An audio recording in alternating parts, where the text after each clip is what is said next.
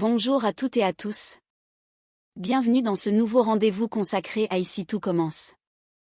Aujourd'hui, accrochez-vous, car l'épisode du lundi 11 août 2025 nous plonge au cœur d'un véritable séisme émotionnel, d'un de ces épisodes qui marquent un avant et un après dans l'histoire de l'Institut. Dans cet épisode 1238, les masques tombent, les vérités éclatent, et chacun est confronté à ses propres limites. Tout commence avec Jim, le regard plus vulnérable que jamais, qui tente de reconquérir Jasmine. Mais derrière sa proposition d'escapade en Italie, se cache en réalité une peur panique, celle de la perdre. Et Jasmine, elle, ne tombe plus dans le piège. Elle ouvre les yeux. Ce n'est plus simplement une crise de couple, mais un choix de vie. Elle refuse désormais de sacrifier ses ambitions pour ménager l'ego d'un homme.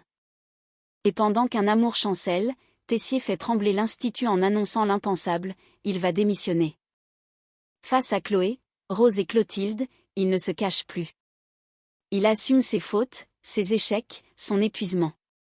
Ce n'est pas une décision impulsive, mais une prise de conscience douloureuse, il n'est plus l'homme dont l'Institut a besoin. Clotilde hurle à la désertion, Rose s'accroche à l'espoir, mais Emmanuel, lui, semble enfin en paix. Pour une fois, il pense à lui.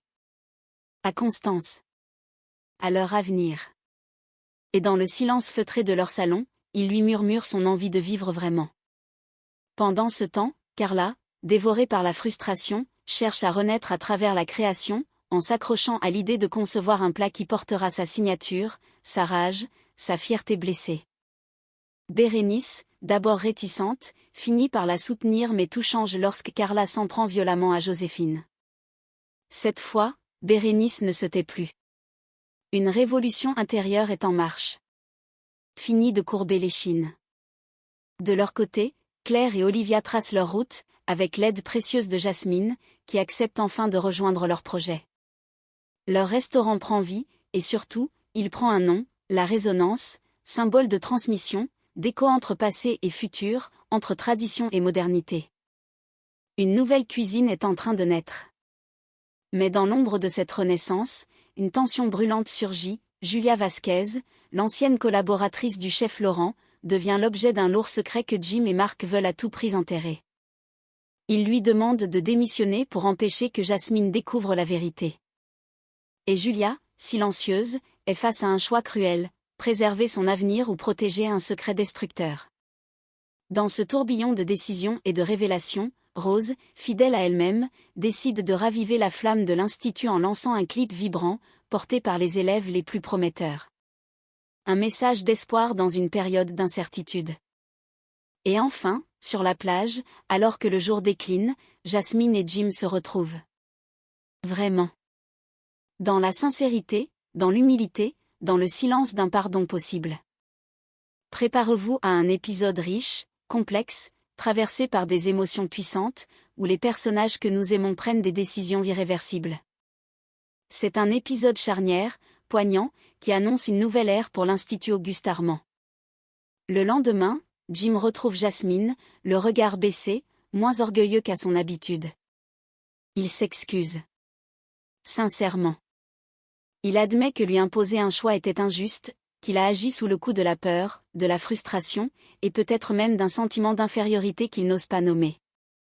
Il sait que l'ultimatum était une erreur, qu'il a mis en péril bien plus que leur couple, la confiance. Mais au lieu d'ouvrir un dialogue, Jim tente de détourner l'attention. Il lui propose un week-end en Italie, loin de l'Institut, loin de Claire et Olivia, loin de tout ce qui le dérange dans cette opportunité. Il parle de paysage, de détente, de temps à deux. En réalité, c'est une fuite déguisée, une échappatoire présentée comme un cadeau. Jasmine l'écoute, mais ne sourit pas. Son regard se ferme, son cœur aussi. Elle comprend. Elle comprend que ce n'est pas juste une crise passagère, mais une manière d'être, un besoin de contrôler, même sous couvert d'amour. Elle se rend compte que Jim ne l'accompagne pas dans son élan, mais tente de le freiner. Et alors, dans un calme glacial, elle tranche. J'accepte de travailler avec Julia. Pas par vengeance, pas pour blesser. Mais parce qu'elle refuse de sacrifier ses rêves pour préserver l'ego de quelqu'un d'autre. Elle choisit sa voie, celle qui la fait vibrer, même si elle doit la suivre seule. Jim, face à elle, reste figé. Il mesure trop tard qu'en voulant la retenir, il l'a peut-être perdue. Dans le silence pesant de la salle des professeurs, Tessier se dresse, droit, le regard grave. Il n'y a plus ni colère ni fierté dans sa voix, seulement une forme d'humilité rare chez lui. Il assume tout. L'échec de l'Institut, la déroute face à Castelmont, les erreurs de stratégie, les tensions internes, les désillusions qu'il n'a pas su éviter. Il assume avec lucidité, peut-être, une pointe d'épuisement. Face à Chloé et Rose, il annonce ce que personne ne voulait vraiment entendre, il va démissionner. Pour lui, c'est devenu une évidence. L'Institut a besoin d'un nouveau souffle, d'une direction qui incarne une renaissance, pas un héritage qui s'essouffle. Il estime avoir échoué à faire honneur à l'ambition d'Auguste Armand. Il ne veut pas être un poids. Ni un homme du passé. Chloé reste figée, choquée par la brutalité de l'annonce. Rose, elle, le regarde avec une forme d'incrédulité blessée. Ce n'est pas le Tessier qu'elle connaît. Elle lui lance d'un ton tranchant. Toi, baisser les bras? Ça ne te ressemble pas du tout. Clotilde, elle, explose. Sa colère, contenue jusqu'ici, éclate au grand jour. Pour elle, c'est une désertion. Un abandon au pire moment. Elle le juge lâche, irresponsable, incapable d'affronter les conséquences jusqu'au bout. Elle le pensait plus combatif. Mais Tessier ne répond pas aux attaques. Il reste impassible. Il n'a pas pris cette décision à la légère. Il annonce qu'il restera jusqu'à la fin de l'été, le temps d'assurer la transition. Mais à la rentrée, il partira. Définitivement. C'est un tournant historique pour l'Institut Auguste Armand. Un chapitre se referme. Emmanuel Tessier, le chef flamboyant, autoritaire et visionnaire, s'apprête à quitter la scène. Et derrière lui, un vide immense à combler. Carla ronge son frein. Depuis la défaite de l'Institut, quelque chose la hante. Elle ne parvient pas à tourner la page, à digérer l'échec. Elle enrage en silence, rongée par un sentiment d'inachevé. Alors, elle s'accroche à une idée fixe, créer son propre plat signature. Une création à son image, qui incarnerait son talent brut, son audace, sa colère canalisée dans la cuisine. Elle se tourne naturellement vers Bérénice. Mais cette dernière, déjà débordée, refuse d'abord sans détour, elle n'a pas le temps, pas l'énergie. Et pourtant Carla ne lâche pas. Elle argumente, insiste, provoque, supplie, presque. Ce n'est pas qu'un plat, c'est un exutoire. Une revanche symbolique. Face à tant de détermination, Bérénice finit par céder. À contre-cœur peut-être, mais avec conscience que Carla a besoin de ce défi pour se reconstruire. De l'autre côté du campus, l'atmosphère est bien différente. Claire et Olivia sont en pleine effervescence. Le futur restaurant prend forme. Les plans sont dessinés, les fournisseurs alignés, les équipes commencent à se composer. Le mobilier va bientôt arriver, les choses s'accélèrent. Et dans ce tourbillon d'organisation, Jasmine fait une entrée remarquée. Elle vient annoncer sa décision, elle accepte de rejoindre l'aventure. Un sourire éclaire le visage d'Olivia, Claire acquiesce avec soulagement. C'est une alliée précieuse qui rejoint leur rang. Jasmine est ambitieuse, investie, et surtout, elle comprend la vision qu'elle porte, une cuisine moderne, ancrée dans le vivant, sincère. Très vite, Jasmine fait la connaissance de Julia Vasquez, l'ancienne seconde du chef Laurent. L'échange est professionnel, mais chargé d'une tension subtile. Julia a l'expérience, le calme des cuisines de haut niveau. Jasmine, elle, a la fougue de la jeunesse, le désir de prouver. Entre les deux femmes, une dynamique naît déjà entre défi et respect, entre confrontation et complémentarité. Il reste encore un détail essentiel à régler, le nom du restaurant. Ce mot qui devra incarner toute leur ambition, leur vision, leur identité culinaire. Claire, Olivia, et désormais Jasmine, plongent dans une quête aussi symbolique que stratégique. Car ce nom, c'est bien plus qu'une enseigne, c'est le début d'un nouveau chapitre. Dans l'intimité feutrée de leur salon, Emmanuel regarde Constance avec une douceur inhabituelle. Son regard a perdu l'arrogance des grands jours. Il est calme, presque apaisé. Pour une fois, il ne parle pas de l'institut, de ses élèves, de ses épreuves. Il parle de changement. De fin de cycle. Il confie à Constance, d'une voix posée, que l'école a besoin d'un souffle nouveau. Que son temps, à lui, est révolu. Il a fait ce qu'il pouvait, ce qu'il savait. Aujourd'hui, il est temps de passer le relais. Mais au-delà de l'institut, il y a autre chose. Quelque chose de plus intime, de plus profond. Emmanuel veut se recentrer. Sur sa santé. Sur elle. Sur tout ce qu'il a mis de côté pour sauver une institution, pour incarner un héritage. Il ne veut plus que sa vie se résume à des batailles à mener. Il veut du temps pour eux.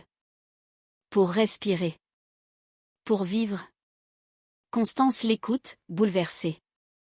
Elle devine la sincérité dans ses mots, mais elle reste inquiète. Elle connaît son mari. Elle sait qu'un tessier désœuvré est un tessier insupportable. Elle lui lance un regard espiègle, mêlé d'inquiétude. Tu vas devenir ingérable. Tu détestes t'ennuyer. Emmanuel esquisse un sourire, un de ceux qu'il ne montre qu'à elle. Il rétorque, avec cette ironie tendre qu'elle aime tant. Ne t'en fais pas, je trouverai de quoi m'occuper. Et dans ce regard, elle lit que rien n'est vraiment fini. Il a encore des projets en tête, des idées en réserve, des coups à jouer. Mais cette fois, ce sera différent. Ce ne sera pas pour le pouvoir, ni pour la reconnaissance. Ce sera pour lui. Pour eux. Pour tous ceux qui n'ont pas encore osé vivre. Rose croise Tessier dans un couloir baigné par la lumière douce d'une fin de journée. Il s'apprête à tourner la page, à s'éloigner définitivement de l'Institut, mais Rose, elle, n'a pas dit son dernier mot. D'une voix tranquille mais assurée, elle lui glisse que sa porte reste ouverte au cas où il souhaiterait récupérer sa lettre de démission. Elle ne le supplie pas, elle ne le juge pas. Elle lui tend simplement une possibilité. Un chemin de retour, si jamais son cœur de chef battait encore pour ses murs. Et elle, de son côté, ne reste pas figée dans l'attente. Déjà, elle imagine la suite, elle anticipe. Elle veut relancer la dynamique de l'école. Redonner envie. Redonner confiance. Elle prépare un montage vidéo vibrant, sincère, avec les anciens élèves, les visages qui ont fait briller l'Institut Auguste Armand. Un message d'espoir, une main tendue à la nouvelle génération. Le concours de rentrée sera décisif, elle le sait. Et elle compte bien tout faire pour rallumer la flamme. Pendant ce temps, dans la salle d'atelier, une autre flamme vacille, celle de la patience. Bérénice est en train de cuisiner avec Joséphine, concentrée, complice. Joséphine, toujours discrète, s'investit dans l'exercice.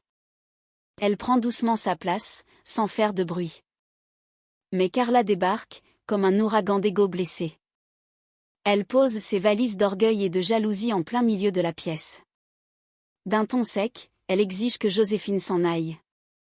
Elle ne supporte pas sa présence, comme si elle menaçait son territoire, son prestige. Mais Bérénice s'interpose. Calme mais ferme. Joséphine reste. Point. Il n'est plus question de céder à l'humeur changeante de Carla, ni à son besoin constant de dominer. Cette fois, Bérénice prend position. Elle protège celle qui, sans rien dire, prouve chaque jour sa valeur. Carla, elle, continue de piquer, insupportable, acerbe, blessante à chaque mot. Joséphine encaisse, le regard baissé, mais Bérénice voit bien la violence déguisée sous le sarcasme. Après le départ de Carla, elle se tourne vers Joséphine, désolée, presque honteuse. Je suis vraiment désolée pour ça. Dans sa voix, il y a de la sincérité. Et aussi un regret d'avoir trop longtemps toléré les débordements de Carla. Joséphine hoche doucement la tête. Elle encaisse, encore. Mais cette fois, elle n'est plus seule. Jim s'assoit face à Marc, le regard fuyant, l'air un peu las. Il n'en peut plus de tourner en rond dans sa tête, alors il finit par lâcher ce qui lui pèse, les tensions avec Jasmine, leur relation devenue instable, tendue, presque étrangère. Mais ce n'est pas tout. Il lui révèle, presque à contre-cœur, que Claire et Olivia ont embauché Julia Vasquez, l'ancienne seconde du chef Laurent. Une info qui fait l'effet d'un coup de massue à Marc. Marc écarquille les yeux, souffle court. Ah ça, c'est une mauvaise nouvelle. Pas besoin d'en dire plus. Derrière cette phrase, il y a tout, la crainte d'un équilibre bousculé, la mémoire d'anciens conflits, l'intuition que la présence de Julia va tout compliquer. De leur côté, Claire et Olivia poursuivent leurs rêves, déterminés à créer un lieu qui leur ressemble. Le restaurant prend enfin un nom, La Résonance. Claire le propose avec une émotion contenue, comme une évidence. Ce mot dit tout, les échos entre les générations, les saveurs qui perdurent, les histoires qui se répondent d'une assiette à l'autre. Olivia est touchée. Jasmine et Julia acquiescent aussi. Le nom s'impose dans un accord silencieux, presque solennel. Un point d'ancrage autour duquel elles vont construire leur cuisine, leur brigade, leur identité. Pendant ce temps, Rose s'active aussi pour porter haut les couleurs de l'Institut. Un clip promotionnel va voir le jour, conçu pour raviver l'image de l'école auprès des futurs élèves. Elle mise sur la jeunesse, l'énergie, la diversité. Milan, Billy, Enzo et Anaïs sont choisis pour incarner ce nouveau souffle. Sourires, témoignages, gestes en cuisine, regards complices, tous les ingrédients seront réunis pour rappeler que malgré les tempêtes, l'esprit Auguste Armand bat encore. Plus que jamais. Sous le soleil doux de fin d'après-midi, Jasmine et Lionel marchent pieds nus sur le sable, une brise légère dans les cheveux. Leurs pas s'enfoncent doucement dans la plage, comme leur confidence dans ce moment suspendu. Lionel, encore un peu sonné, raconte sa séparation avec Thelma. Ce n'était pas violent, ni amer. Juste une évidence. Deux chemins qui bifurquent. Il le dit avec un sourire un peu triste, celui de quelqu'un qui sait qu'il a bien fait, mais qui garde tout de même une pointe de mélancolie. Jasmine l'écoute avec bienveillance, attentive, douce comme souvent. Elle lui glisse qu'elle, de son côté, a été agréablement surprise par Julia Vasquez. Elle a senti en elle une exigence saine, une rigueur qui lui donne envie de progresser. Une rencontre professionnelle qui pourrait bien lui apporter beaucoup. Mais alors qu'il s'apprête à s'installer sur le sable, Jim surgit. Son regard cherche celui de Jasmine. Il n'a pas l'air arrogant, ni boudeur, juste sincère. Il tient à lui parler. Il veut réparer. Il s'excuse pour son comportement, pour l'ultimatum absurde, pour sa peur mal exprimée. Il avoue qu'il a eu du mal à la voir prendre son envol, à sentir qu'elle s'éloignait sans lui. Jasmine l'observe en silence. Ce n'est pas la première fois qu'il traverse des zones de turbulence. Mais cette fois, quelque chose a changé, Jim parle vrai, sans défense, sans fierté mal placée. Alors elle baisse les armes, elle aussi. Elle s'approche, et tout simplement, elle lui prend la main. Ils échangent un regard qui vaut plus que 1000 mots. Une promesse muette de repartir sur des bases plus saines, plus justes. Ils se réconcilient là, sur la plage, dans un éclat de lumière dorée, là où les cœurs fatigués trouvent parfois, enfin, un peu de paix. Dans un coin tranquille de l'Institut, l'énergie de Bérénice bouillonne sous une colère nouvelle. Elle a longtemps encaissé, tempéré, cherché le compromis, mais cette fois, elle est à bout. Face au comportement toxique de Carla, elle n'a plus envie de faire semblant. Fini la Bérénice douce, qui s'excuse quand on la bouscule. Fini celle qui laisse les autres prendre toute la place pendant qu'elle s'efface. À Joséphine, témoin surprise de ce virage intérieur, elle confie sa décision, elle va changer. Non pas pour devenir quelqu'un d'autre, mais pour ne plus être piétinée. Elle n'agira plus en fonction de ce que Carla attend ou exige. Elle ne fera plus passer ses besoins en dernier. Elle a envie de s'affirmer, mais cette fois, sans écraser les autres. Sa méthode ne sera pas la violence. Mais elle ne sera plus passive. Une Bérénice nouvelle est en train de naître. Pendant ce temps, dans l'intimité feutrée de la maison, une autre tension se joue à huis clos. Marc a convoqué Julia. Le tutoiement est déjà là, laissant deviner une ancienne proximité, une complicité enfouie mais tenace. Jim est là aussi, tendu. Le sujet est sensible, brûlant même. Ensemble, Mark et Jim prennent la parole, ils veulent que Julia quitte son poste. Discrètement. Sans bruit. Sans heurts. Leur demande est claire, presque brutale, Julia doit démissionner. Car sa présence est un danger. Jim n'en dit pas trop, mais le malaise est évident. Il implore, presque, une forme de loyauté. Il supplie Julia de comprendre que Jasmine ne doit jamais savoir qu'ils se connaissent. Pas comme ça. Pas avec ce passé entre eux. Il le dit sans le formuler, mais dans son regard, tout est là, la peur de perdre Jasmine si la vérité éclate. Et Julia, silencieuse, pèse ses mots, pèse ses choix. Ce n'est pas juste un poste qu'on lui demande d'abandonner, c'est une partie d'elle-même. Son avenir. Son honneur. Mais aussi peut-être, un secret trop lourd à porter plus longtemps. Cet épisode 1238 restera sans doute dans les mémoires comme l'un des plus forts, les plus humains, les plus déchirants de cette saison. Entre la démission historique de Tessier, l'émancipation bouleversante de Jasmine, la colère créative de Carla, et les secrets menaçants autour de Julia, Ici tout commence nous rappelle que derrière chaque plat, chaque décision, chaque mot échangé, il y a des êtres humains en quête de sens, de reconnaissance, d'amour ou simplement d'équilibre. Et c'est peut-être cela, la vraie leçon de cet épisode. Apprendre à dire non sans se sentir coupable. Apprendre à partir quand on a tout donné. Apprendre à revenir quand le cœur bat encore. Avant de vous quitter, dites-moi en commentaire. Pensez-vous que Tessier tiendra parole? Quittera-t-il vraiment l'Institut? Jasmine a-t-elle fait le bon choix en acceptant Julia? Et Julia acceptera-t-elle de partir pour sauver un secret? Ou se battra-t-elle pour sa place? Si cette vidéo vous a touché, n'hésitez pas à liker, partager et vous abonner.